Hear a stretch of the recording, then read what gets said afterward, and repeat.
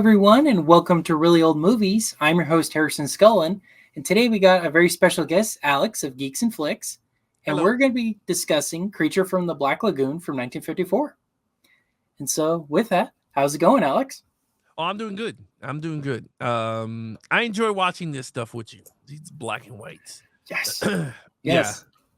And you're the other half of Geeks and Flix. A couple weeks ago, we had Nate on talking about House of Dracula.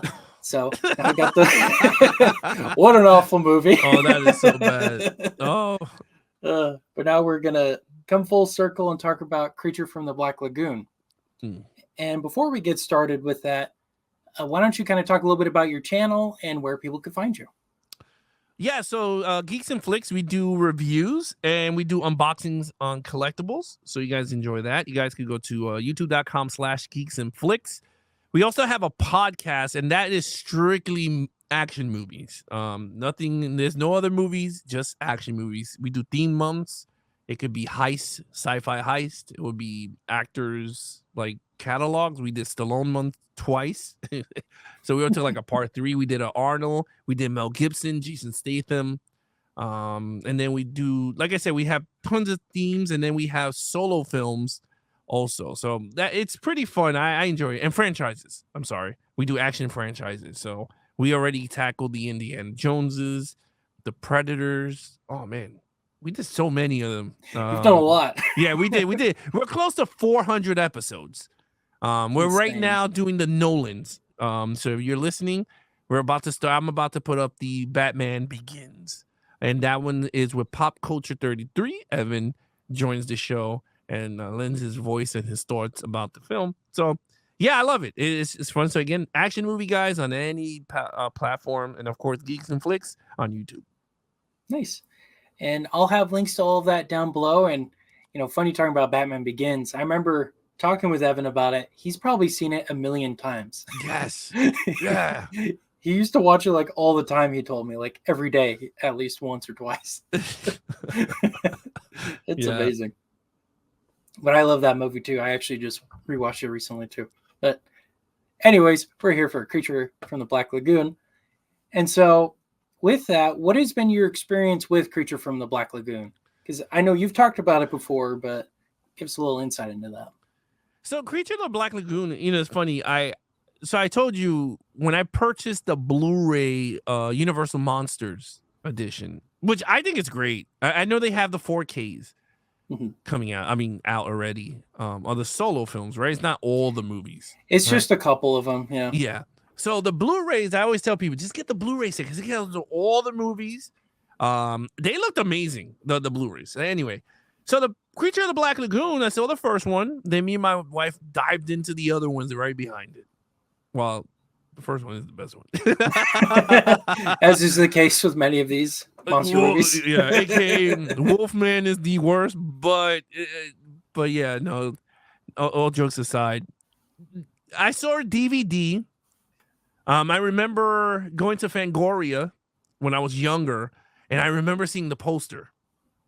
And I was like, what the hell is this creature? And I remember a salesman was like, oh, that's the Creature from the Black Lagoon. And I was just like, really? So, all right, I'm going to have to look that up. I was like, I got to look that up. And I used to work at Tower Records. And I brought the DVD of Creature of the Black Lagoon. And I put it on. And I enjoyed it for what it was. Now, I'm not going to say it was horrible or bad. Because at the time I wasn't a YouTuber and I wasn't like a reviewer. I was just a basic normal dude watching a movie that I never seen before. So I remember watching it and I enjoyed it for what it was. I thought it was really good, and I was shocked on certain things we were gonna tackle on the review. But I thought leaving it and stopping, because I watched it with my dad, and I was just like, I could see how this did something to film history along the way, with, and my dad was just like, this is really good. He goes, you finally became a man. Then I was just like, he started laughing. He was like, no, he goes, you got to watch all the old stuff to appreciate. My dad always said, you got to watch old stuff to appreciate the modern and new stuff. Because without the old stuff, he's like, there's never going to be new stuff. Yep. Granted, yes, there's going to be like I told you, the diamond in the roughs where, or lightning in the bottles, you want to call it, where something like The Matrix comes out and just poof, cinema history, right? But at the end of everything, anything that comes before always started from somewhere. And yeah, you can see the parallels of a lot of movies from the old days, which you cover a lot of it. And I guarantee you could be like, when you watch something modern, you're like, well, this is from 1942, Jenny, whatever her name is, Adams. And you're like, who the hell's Jenny Adams? I just made that up. But yeah, so my experience with Creature Black Lagoon, I enjoyed it for what it was. Nice. Well, for me, this was my first time ever watching it, actually. I actually, you could kind of see in the background there, I have that Universal collection as well. And I've just been slowly going through all of them because as a kid, I never watched any of them. So I feel like I'm kind of catching up with everybody else, it seems. I agree with you, yeah. But I've always been intrigued by the creature from the Black Lagoon. In my opinion, of all the Universal monsters, his costume is the most interesting and cool looking. It looks like a legit monster. Yeah. Not just fake teeth, not just a hairy mask. Like, no, he looks like a scary monster. So I've always been intrigued by that. I agree with you. He looks, Frankenstein looked good too. Bela Lugosi, nothing you can do with Dracula. But I agree with you in terms of the costume. I think his look way better than a lot of them. Absolutely. And so with that, let's bring this up here and let's get into our thoughts on the plot of Creature from Black Lagoon. So what are your thoughts on the plot and what score would you give it? So I thought the plot was great. On the rewatch, again, I don't watch these movies that much. Some of them you would never watch again. Yes. Watch it to watch it. And when you finish watching it, you say yes or no. But I'll be honest with you, you get the Blu-ray set. If you're watching Creature of Black Lagoon and there's 4 other movies in that on that set, you're only watching Creature of the Black Lagoon. I'm going to be really honest. I watched them and I could tell you, I don't even remember 2, 3, and 4. I remember one of them was like in a Sea World type thing because they put them in the Sea World captivity. It's really I think that's the second one. Yes, that's the. Oh, that is bad. That is that is so bad. But that's another day we could talk about it and laugh and watch it and whatever. But this one, I liked it. I thought it was cool. What's it called? The prehistoric creature. Right? They found this arm. And he's like, oh my God, this is from prehistoric times, from the Babylonian era. We're going to find the rest of the body. Yeah, he's somewhere here in the swamps. And I was like, okay, cool. And it's a team of scientists and they get together and they try to look for him. And I thought it was pretty cool. It's weird because all these movies kind of eerie similar, and you might agree with me with the whole monster falling in love with the hot chick, right? For some reason, definitely. Yeah, it's like it's the Beauty and the Beast thing. Yeah, almost all of them got that, and this movie is very heavily on that. He falls in love with her, and he comes back for her. He's killing everyone. Oh, definitely. Yeah, I gave it a 4. I thought for this movie, I thought 4 was warranted. I know 3 is good. But I kind of enjoyed it, and I gave it a 4. Nice. Well, I gave it a 3.5. So I like the plot. I just wanted more of the creature. Yeah. Because, I know in Jaws, for example, it's scarier because we don't see him very much, the shark.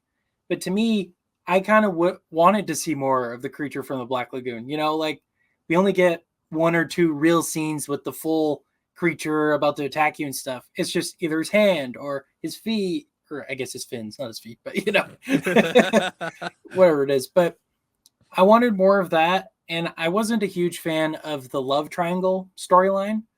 I think that should have been cut out altogether. It should have just been the girls love her fighting against the creature. That should have been the love triangle for the story.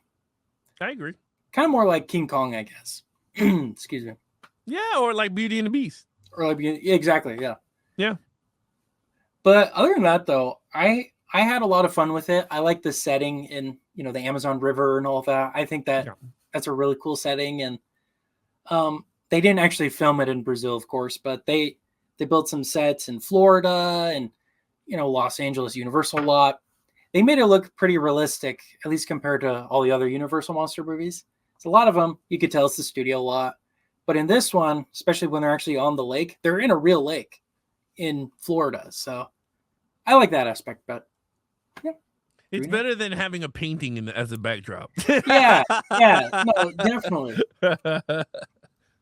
And we'll get into that more with the cinematography and whatnot, but yeah, it looks really good too. Oh, it looks amazing. Even, I mean, you could tell they shot in a tank when they do certain shots, which I thought it was cool. To be really honest with you, I thought it worked very well for this movie. That's more cinematography, but it did some cool stuff. Absolutely. Yeah. All right. We'll move on to the acting. What were your thoughts on the acting? It's okay. It's very 50s acting. Like, I mean, again, I'm not an acting, I can't give you yes or no, but like for me, I thought they were pretty good for what it was. I was very shocked on how good the Black Lagoon actor was. Like, whether swimming or him portraying him getting hurt or him getting hit with the gas, he's like, right? Like, it's funny, but I thought at the time, you got to think about it. At the time they were shooting, I thought they did a great job. Now, some of these actors here, they were okay. I could see why they casted them. She's a gorgeous leading lady. So I could see why they got who they got. But yeah, I gave it a 3. I thought they were good. I gave it a 3. Yeah. I also gave it a 3. To me, I agree with you. The creature is the best, and I actually really liked Julia Adams. She's pictured here. That they, to me, were kind of the best. I wouldn't call them couple because they weren't a couple at all, but they had the best chemistry of all the actors. I actually didn't like any of the guys. I thought they were all super cheesy, and like you said, though, that is kind of 1950s. It felt like B actor acting, if that makes sense, like B level. Yes, for sure. Super hammy, super cheesy. I'm not a huge fan of that. I agree. I mean, but then again, right? Like, if you look at the history of acting, how it goes up in stages, right? Not up in stages, like the evolution of acting, right? You went from the 20s, or I mean, even beyond that, right? When there was like no cameras, it was stage actors, right, doing their stuff. Then cameras, silent films, right? Then from silent films, you got these type of movies erupt. Right. And then from there, Hitchcock. Then from Hitchcock, Stanley Kubrick, Steven Spielberg, Christopher Nolan. Like, those are directors, but what I'm trying to say is, like, in those generations, the actors started to get better. Like, I bet you could name a lot of actors and actresses in those generational gaps, decades and all that, like, that are known and big, right? Like, what's the guy in the freaking that did like a lot of the Hitchcock movie? What's his name? James Stewart? Yes. Right? He's a big actor of that time. Oh, yeah, absolutely. Right? And then the female, then you got Janet Leigh. He did one with Janet Leigh. She was pretty big. Then you had the other chick, what was her name? I forgot her other big Grace actress Kelly? name. Grace Kelly. That was another big one, right? So, and then you got the Westerns, because you also got other big actors in Westerns. So what I'm trying to say is like, for the 50s, yes, it's cheesy, it's hammy. You will laugh your ass off, but you got to really think about the evolution of acting from point A to point B and where we are now. It's the way it is. I enjoy it for what it was, honestly. And I thought they did good. It was funny, especially the doctor guy. Please don't hurt the creature. Don't mess with it. Yeah, don't mess with him. Stay away from him. He'll hurt you.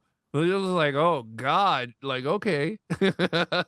Yeah, no, definitely. Well, and a lot of people too, when they look at acting from this era, they only think of like Marlon Brando. But the thing is, Marlon Brando was a standout. Like, he was kind of the linchpin that changed acting, right?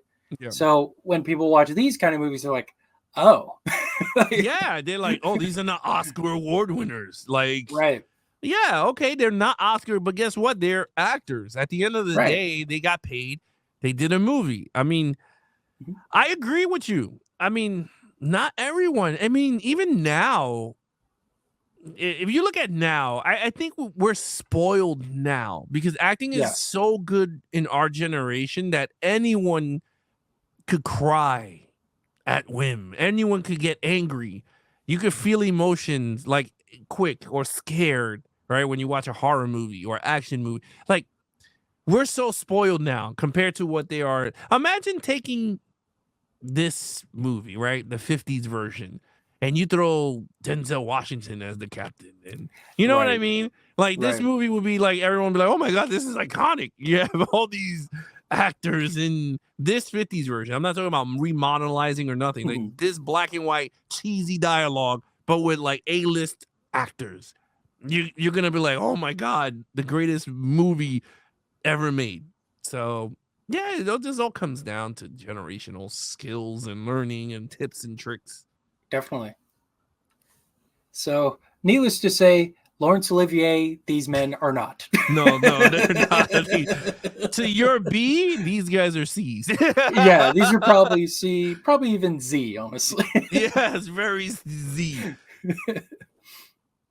All right. So let's move on then to directing. What are your thoughts on the directing?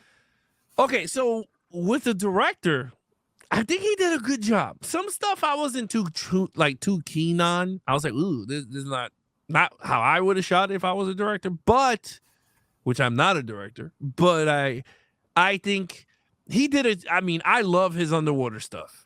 Mm-hmm. I thought that stuff was good. I'm gonna be honest with you. I think those are the best part of the movie. I think No, some of this, 100%. yeah, and it's some of the scenes of him coming out and grabbing the guy and doing the Jaws effect where you hear the screams from like below deck and they're like, what is going on over there? And then they all run up there and like, he was here 2 seconds ago. Like stuff like that. Or when they did the spotlight and you see him from a distance. I thought that was pretty cool. I know it looked corny. I mean, they look corny. They look like a guy that's They do. Yeah. Right? But I thought it paid off. I understood what it was doing. And I think it was harder, and I think you might agree with me. Black and white is kind of hard for this film to give you those visual effects that you know if it was in color, how good it would look. So definitely. I'll give the director the benefit of the doubt because of that. So I'm gonna give him a 4 on that. Nice. Well, Uh-oh. I gave it a 2. 3.5. I agree with you. The underwater stuff is the best part. I want to say either the director or someone on production was a scuba instructor. So they had really good insight into how to shoot underwater film and how to make it look more realistic. Because, you know, when the creature's just underwater and we see all the like the fish and all the algae or whatever, it's really cool.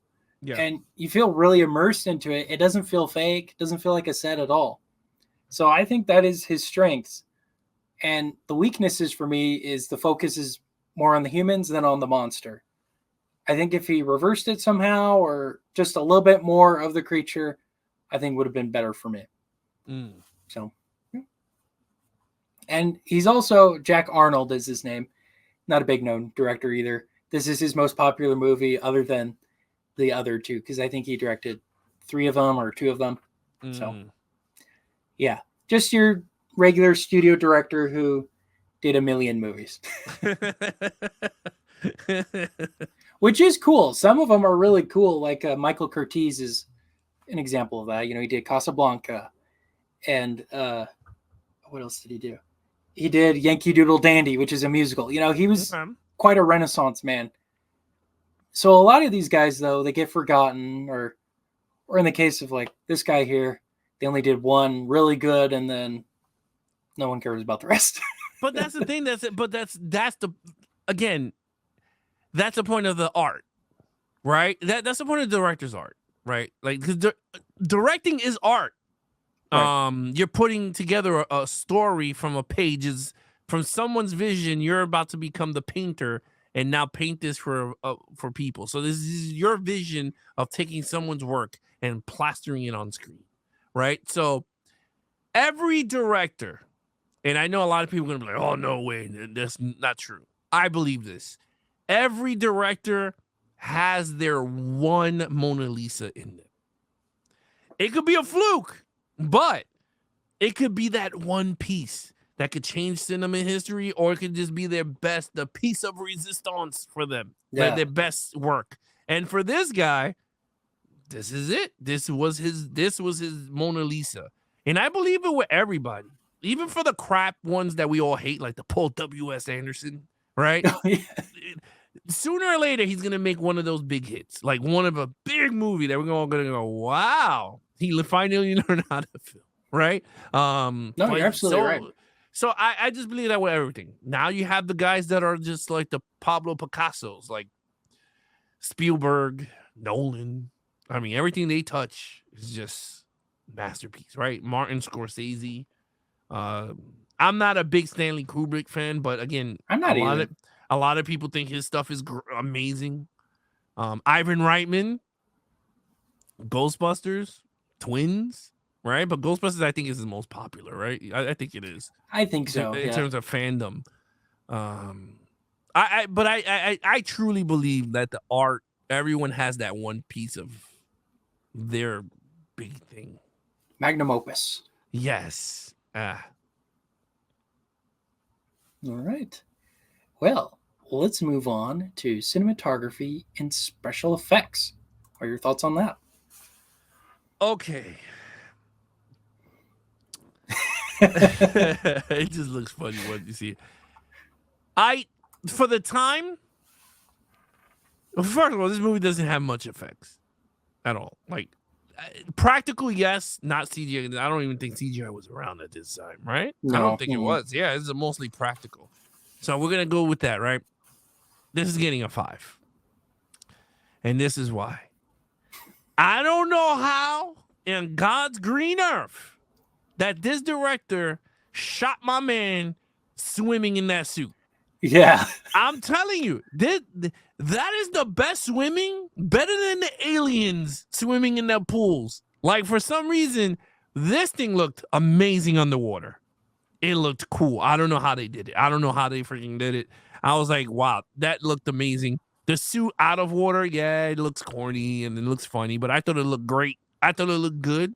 I thought, I mean, other than that, it's not much to say, but I just think I gave it a 5 due to the complex of the swimming scenes in the pool with this. And you knew he had a scuba tank, or they had to give this guy oxygen somewhere somehow. He must have had a tube. It was in the mask. The mask had a little breathing apparatus. That's what I'm saying. Like, he had something, because I was just like, holy hell. I thought it, I mean, I don't know.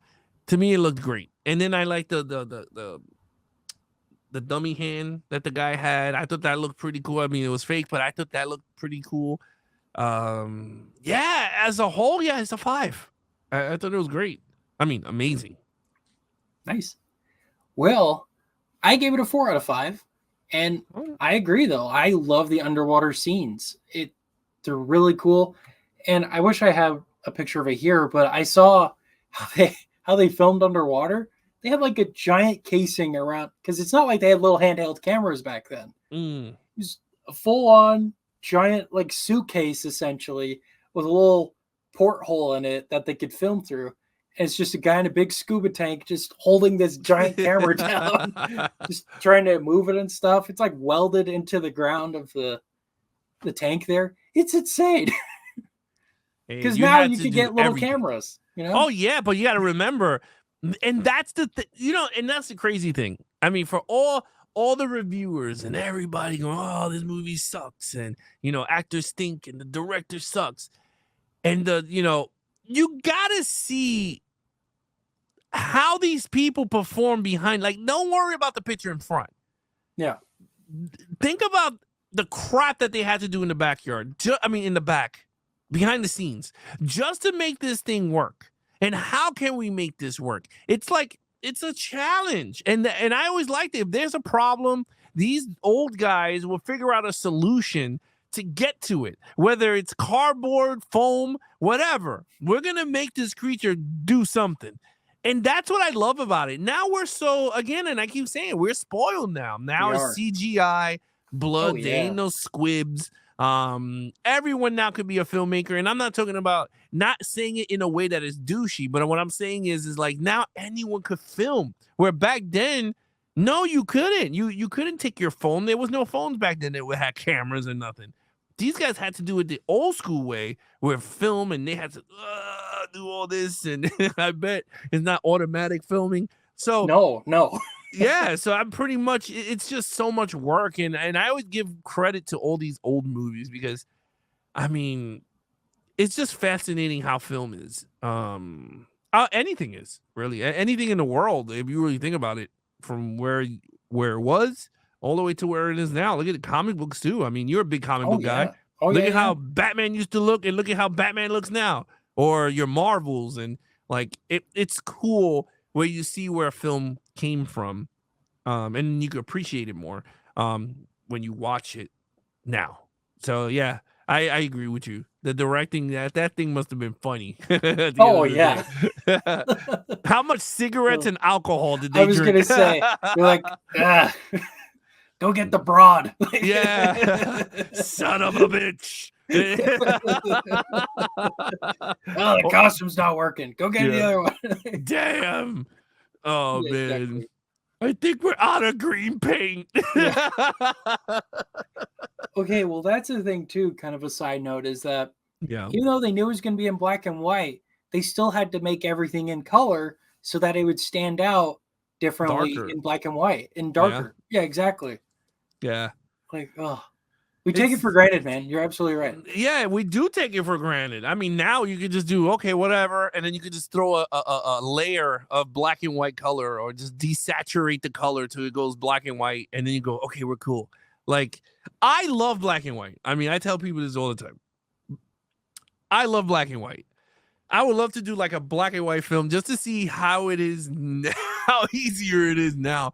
But it's all about lights. Right? If you really think about, black and white is all about lighting. And I remember seeing, was it Mel Brooks? I think Mel Brooks talked about it because they did the Young Frankenstein. Yes. And he talked about the lighting and all. It was super hot because in certain scenes it was like super hot.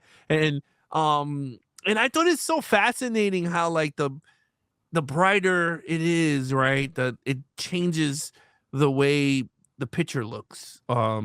But it also does too with, and again, it all comes down to camera work, right? The aperture and the shutter speed and all that stuff, because all that is controlled, and then the lighting comes. Right.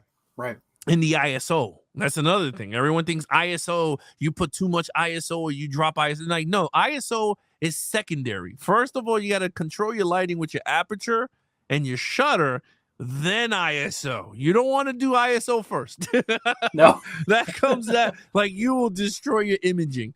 But yeah, white. I mean, yes, very white. But and it's just so fascinating once you learn all that stuff. And that's why I said I enjoy doing YouTubing. I enjoy it as a director because you get to learn all this.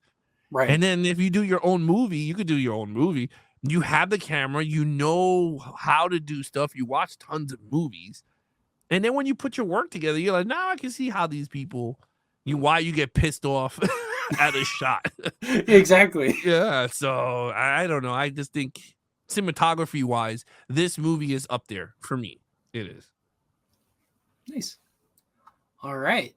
Let's move on to music. What were your thoughts on the music? It's okay. This one didn't have like a score, right? I mean, it does, right? It does his thing, but it's not memorable. To me, it's not memorable. Like if you tell me, hey, what's the Creature Black Lagoon music? I'm like, I don't freaking know. Creature from the Black Lagoon. That's the 70s version. Yeah, I really don't know, but I mean, it's very old school sci-fi horror movie like soundtrack. Like whenever you get here, and And were you the one who told me that they recycled a lot of these things? Like they'll use it here, and then Dracula has the same thing because they didn't have the same music. So like, it's not memorable, and I think again it comes down, and that's another thing, right? The evolution of music scores, right? You have your John Williams, very memorable. Everyone knows John Williams score from Superman to Star Wars to Jaws. It's kind of hard with the Creature of Black Lagoon and all this other stuff. It's not imprinted in people's minds. Right. 80s movies, that is another set, a decade of movies that you will know by a little note. You go, oh, that's Back to the Future. That's Beetlejuice, right? I don't know if you know. Do you know any, like, from the top of the head, like if you hear a note, you go, oh yeah, that's House of Frankenstein. For a few movies, like Gone with the Wind, Casablanca, those kind of movies. But the thing is, and I actually think it's kind of happening today, because the focus was on the spectacle of movies, especially for the B pictures. This was a 3D movie, by the way. This is one of the few. Music and all of that was secondary. Whereas back in the 30s, with like King Kong and what did I say earlier? Casablanca in the 40s, right? They had Max Steiner. Max Steiner liked to create scores that mixed with the characters. He liked to make ones that, like in Gone with the Wind, when you hear it, you know exactly what it's from. Whereas these B movies, they're like, all right, we need some music in the background, figure it out. You know, it's very, I would say, rudimentary. Because honestly, I mention all the time, the Marvel movies are kind of like that for me. Not all of them. I remember the Avengers theme, but could you tell me the Thor Love and Thunder theme versus Thor Dark World? No. Yeah. They're exactly the same. You're right. You're absolutely right. And that's the thing. It's like, well, the problem isn't when it comes to like even the superhero music, right? Movies, they change it. Right, so like from the Danny Elfman Batman, right? Well, actually, that's not the one, but yeah, right. You had that one, right? And then you go to the Batman, Forever, right? And then you have that soundtrack. It's totally different, same notes, totally different. And then you go Batman and Robin, totally different from the other one. Same style, but totally different. Then you get to Christopher Nolan's that is totally 360. No more the iconic score, right? Then you got the Robert Pattinson, where it's just a note on the piano. Dun, dun, dun, right? Dun, dun. So then you're like, yeah, dum, dum, dum, dumb. It is dumb. Dumb. Yeah, it is dumb, right? So you're just like, oh my God. But do you think those notes, when it becomes the next movie, you think it goes dum da da da da dum dum dum dum da.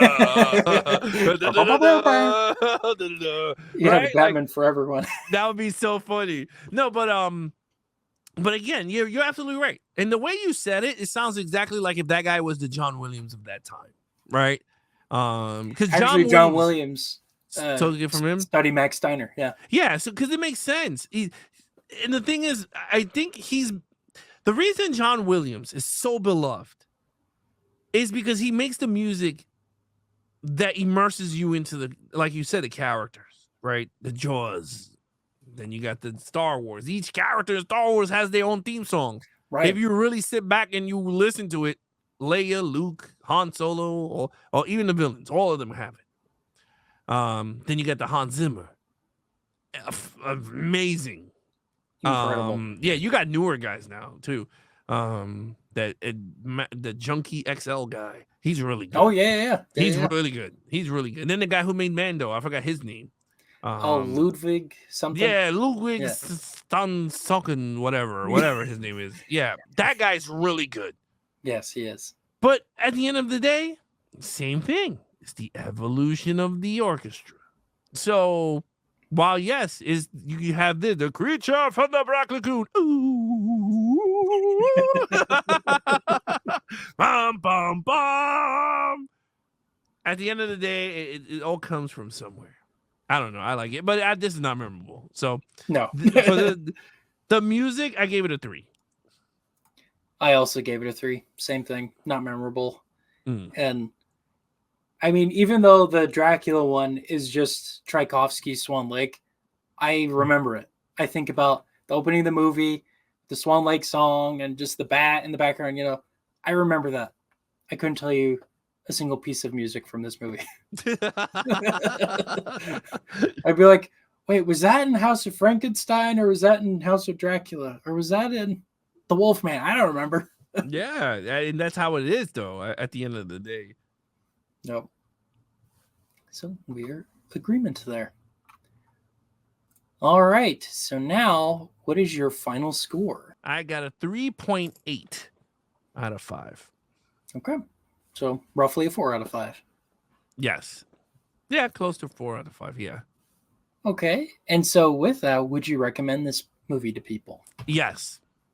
I tell everybody, if you're dabbling into the world of film, if you've never seen it before, I always tell people, watch the movies that you've never seen. You might like them. You might not. You never know. This one, yeah, you never know. This one, just like The Fly. Everyone's, The Fly, I like the Jeff Goldblum version. Oh, no. Watch the original Fly. I like that one so much. It's really good. I mean, the Jeff Goldblum one is a years better than the other one. But that one had to come from somewhere. And so, yeah, this one I totally will recommend it to everybody. Nice. Well, I gave it a 3.4 out of 5, which is about a 3 out of 5. And I would recommend this movie, especially if you haven't seen Dracula or Frankenstein. I think this is a great Universal monster movie to get started with. It's got everything you want. It's got the creature. It's got the leading lady. It's got, fun moments, whatever. Yeah. It's got everything you want in a Universal monster movie. And then after that, then I recommend checking out Dracula, Frankenstein. Because of all of them, I think this is actually a good starting point, especially if you're not used to watching old movies. Because as much as I love Dracula and Frankenstein, they don't have a musical score, for example. So 45 minutes of the movie, dead silent. This feels the most like a modern movie and a good one to start as a starting point. I always tell people this movie or The Invisible Man. Mm-hmm. I tell people Invisible Man. I mean, The Invisible Man, I personally would pick that one over this one. If you want to get into the whole Universal monster, because that one has everything. I mean, it doesn't have a score that from what I remember. But the acting is superior compared to all of these. That's A-list Oscar that we were talking about. The main character that plays the Invisible Man is amazing.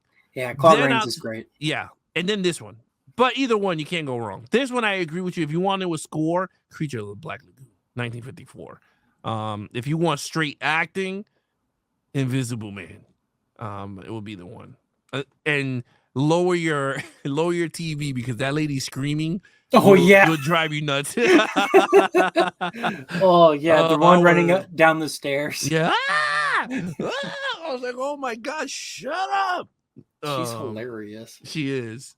And then she did it again. She's in The Bride too, I think. She is? I think so. I think she's the screaming lady in that one too. Oh Jesus. Oh my god. Well, I ask you this.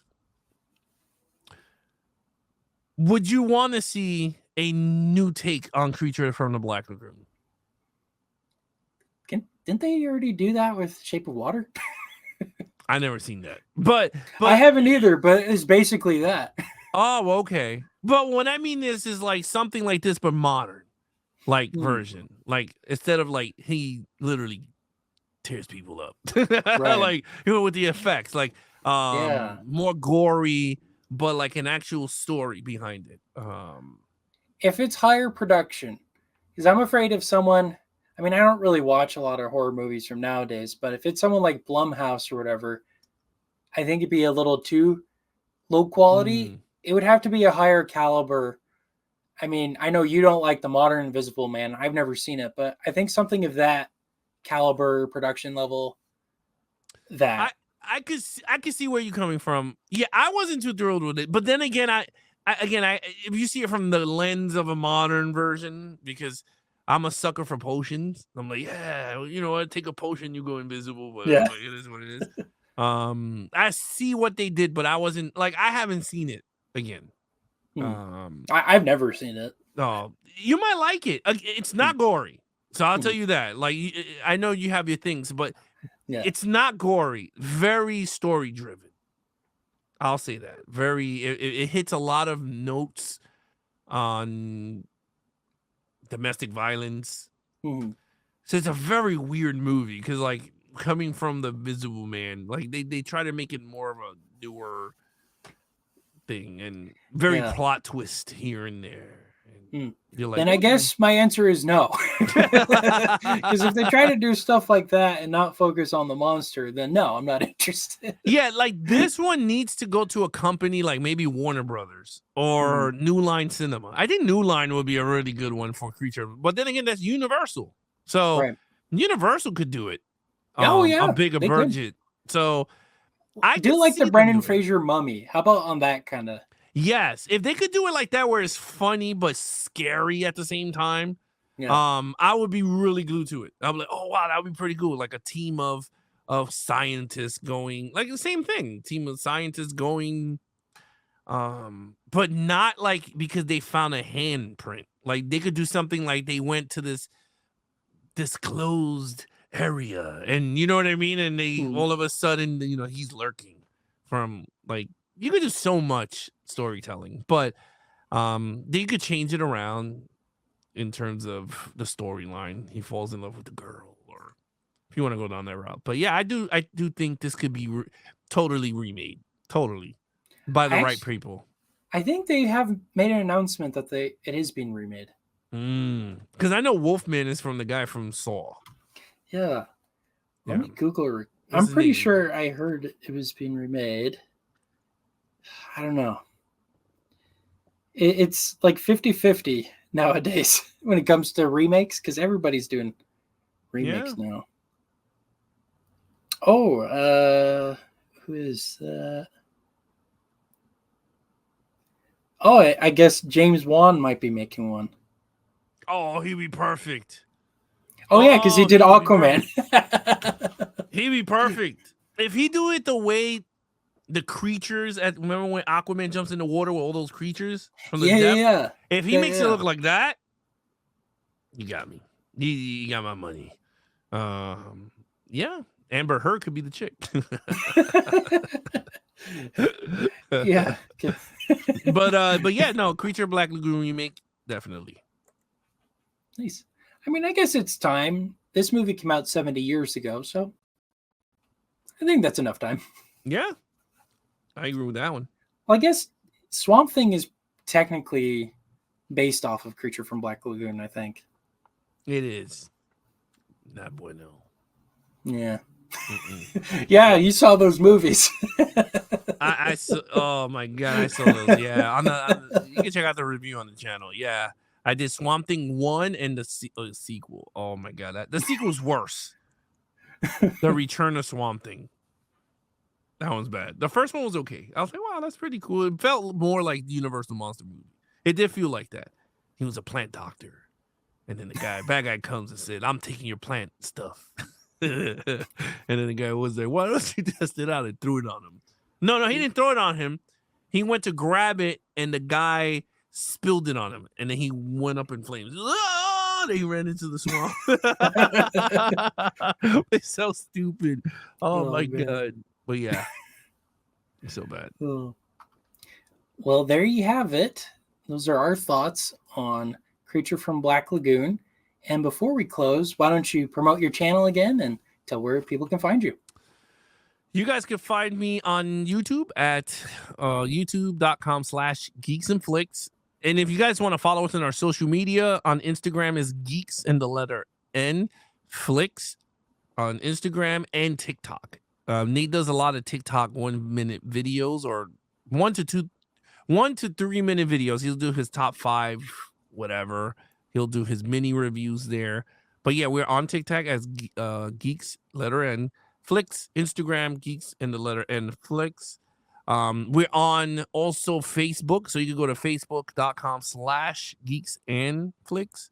But yeah, other than that, that's pretty much it. We do a lot of stuff on the YouTube channel and all the other places. Well, thanks again for coming on, Alex. I look forward to having you on the show again for The Thing from Another World. And you can follow me on Instagram and Facebook at Really Old Movies. And each week I do new podcasts, live streams on Thursdays or Fridays at 7 p.m. Pacific time. And the video versions on Monday at 7 p.m. Pacific Daylight Time. And with that, this has been Really Old Movies. I'm your host, Harrison Scullin. This is my guest, Alex. Take care, everyone. Bye-bye.